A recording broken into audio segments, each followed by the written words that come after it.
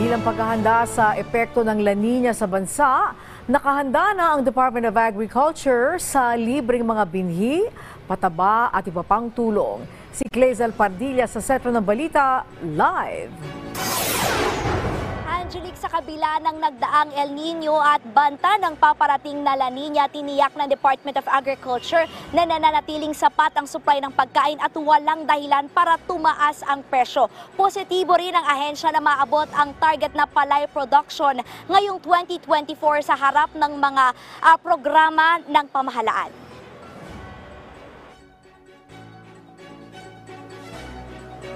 So, ang halaga ng pinsala sa sektor ng agrikultura dulot ng El Nino, pero tiwala ang DA na maabot pa rin ang higit 20 milyong metriko toneladang produksyon ng palay ngayong 2024. Sabi ni Agriculture Secretary Francisco T. Laurel Jr., tiniyak ng administrasyon ni Pangulong Ferdinand R. Marcos Jr. ang pamamahagi ng tulong sa mga magsasaka at mangingisdang naapektuhan ng tagtuyot.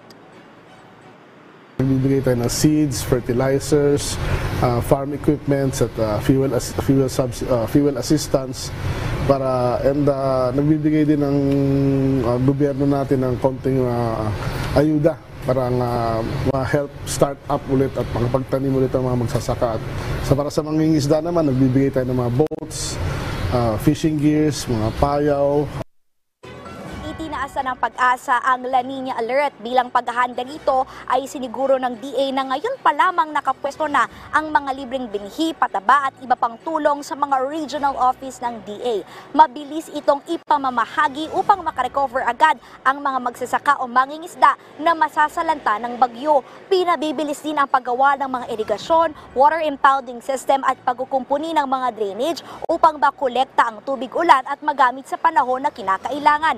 Puspusan din ang pagtatayo ng mga drying facility na makatutulong sa pagpapatuyo ng palay sa panahon ng tag-ulan. Ayon kay Assistant Secretary Arnel de Mesa, may 10 bilyong pisong pondo ang National Food Authority para rito. Kaugnay niyan ay tuloy-tuloy ang pagbibenta ng DA ng murang bigas sa tig 29 pesos kada kilo. Layo nitong maibsan ang hirap ng pinakamahirap na Pilipino. Kaugnay niyan sinigot ni Secretary Q. Laurel Jr. ang issue sa mga bumabatiko sa Project 29 ng pamahalaan.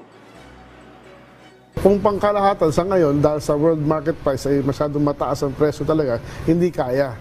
So, inisip ko i-target muna natin yung mga disadvantage o yung medyo mas hirap sa buhay. No? Meron nga mga bumabatikos na parang bakit ginagawa yan? Well, ang unang sagot ko dyan is mas mabuti na may sinusubukan kaming gawin, no? Kaysa wala kaming gawin. At sa hirap ng buhay ngayon, target nga namin is 29 na matagalan. Sa ngayon ay may 13 kadiwa stores na nabebenta ng tig 29 pesos na bigas. Target ng DA na palawigin pa ito sa 20 sa buwan ng Agosto at magkaroon ng kadiwa stores ang bawat probinsya o munisipalidad sa bansa sa mga susunod na panahon. Naniniwala kasi ang DA na mas magiging abot kaya ang presyo ng pagkain kung ilalapit ito sa mga consumer. Samantala dahil gumanda ang produksyon ng sibuyas ngayong taon, pinalawig ng DA ang importation ban sa pag-angkat ng pulang sibuyas hanggang Agosto. Ayon kay Agriculture Secretary Francisco T. Laurel, hindi pa kinakailangan ng pag-angkat ng pulang sibuyas sa ngayon. Batay kasi sa datos ng ahensya, nasa 162,000 metric tons pa ang inventaryo ng pulang sibuyas na abot hanggang February 2025. Matatanda ang binigyang pansin ng administrasyon ni Pangulong Ferdinand R. Marcos Jr. ang pagpapasigla ng produksyon ng sibuyas para masigurong hindi na sisipa ang presyo sa merkado. Yan na muna ang latest mula rito sa Quezon City. Balik sa iyo, Angelique. Okay, Clay, sa iba pang usapin, ano naman ang target ng DA para sa coconut industry?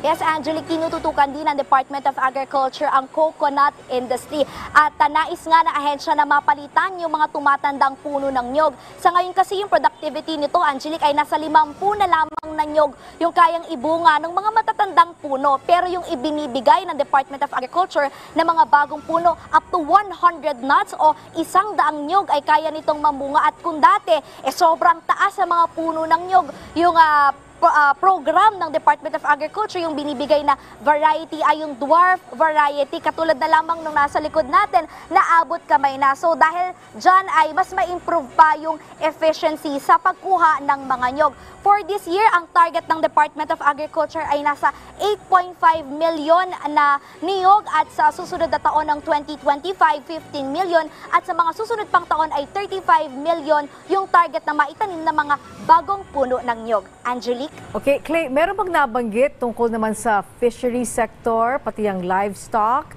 At ito, ano nang latest pagdating sa bakuna sa ASF?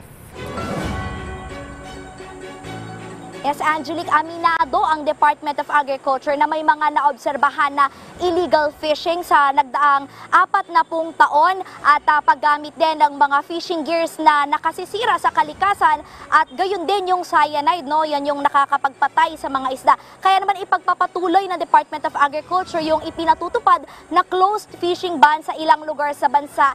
Yan yung pansamantalang hindi maaring makapag-fish or makapaghuli ng isda yung mga malalaking kumpanya para mabigyang daan yung pagpaparami ng mga maliliit na isda sa mga fishing ground. Namimahagi din, Angelique, ang Department of Agriculture ng mga libreng semilya o yung maliliit na isda at mga bangka sa ating mga mangingisda para ma-improve pa yung productivity. Samantala, sa usapin naman ng African Swine Fever, ayon kay Agriculture Secretary Kiko Tiu Laurel Jr., ay approved na ng Food and Drug Administration yung controlled vaccination. At yan yung nakikita ng DA na itong bakuna kontra ASF ay magiging tuldok doon sa pagkalat ng ASF dito sa ating bansa at muling sisigla yung ating swine industry. Bukod pa dyan, may 10 hanggang 16 na milyong ayuda o package na ibibigay ang Department of Agriculture para sa mga hog raiser o hog producers. Angelique? Okay, maraming salamat sa iyo, Clazel Pardilla.